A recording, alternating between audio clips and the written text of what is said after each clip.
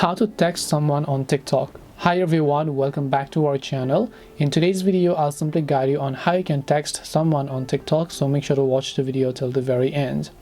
If you want to text someone on TikTok, all you have to do is simply first of all go ahead and then basically launch the TikTok application over here.